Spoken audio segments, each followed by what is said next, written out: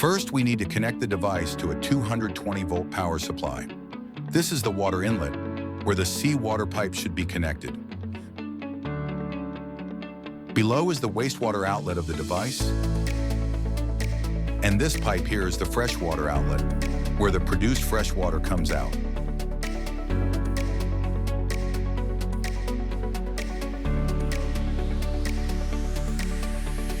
After connecting the pipelines and power supply, switch on the electricity and turn on the device.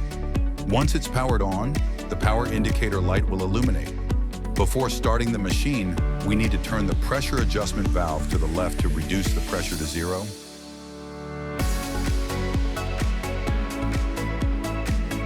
Once the pressure is reduced, start the feed water pump. After the feed pump starts, observe the pressure gauge at the pump outlet. When the needle rises above 0.2 kilograms per bar, turn the high pressure pump switch to the left to start it. After turning on the high pressure pump, wait a few seconds for it to fully ramp up.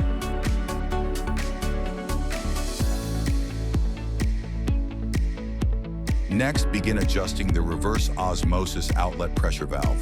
Please note, when adjusting the outlet pressure, the reading on the gauge must not exceed 5 megapascals. The needle should stay below the number 5.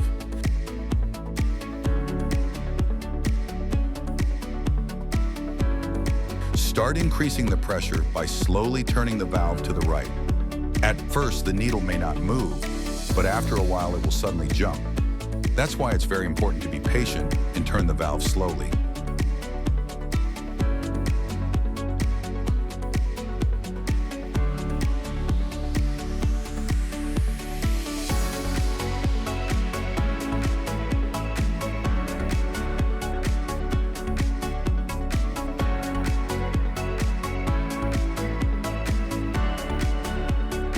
When the needle reaches between 4 and 5, stop turning.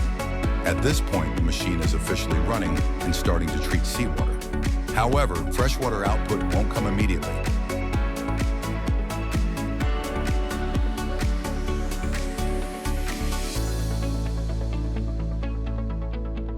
Keep an eye on the pressure gauge. If it goes above 5 megapascals, slightly reduce the pressure. Now we're able to produce clean, drinkable fresh water from seawater.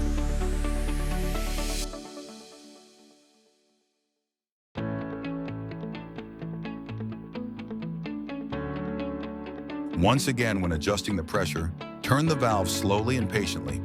Turning too fast may cause the pressure to suddenly spike past the 5 megapascal limit, which can damage the reverse osmosis membrane.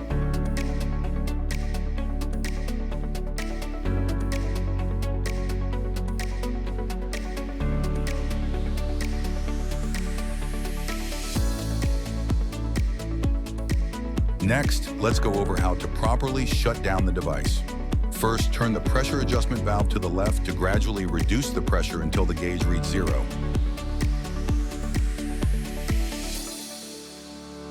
Then, turn off the feed water pump and the high pressure pump. The device will then stop operating.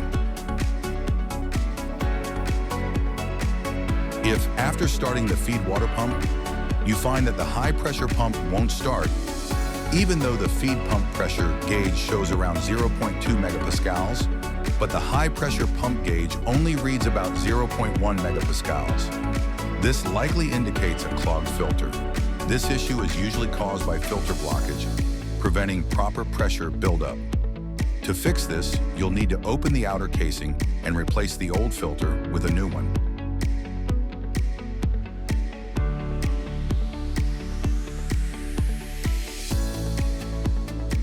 We also need to add motor oil to the device. This is the oil filling port. At the front of the motor, there's a screw. Unscrew it to drain the old oil. The oil should be replaced after approximately 500 hours of operation, or every 1 to 2 months.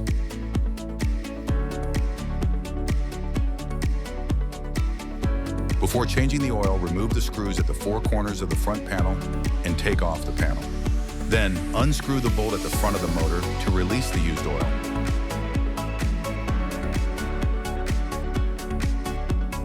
If If you'd like to learn more about this household seawater desalination device, feel free to contact us at any time.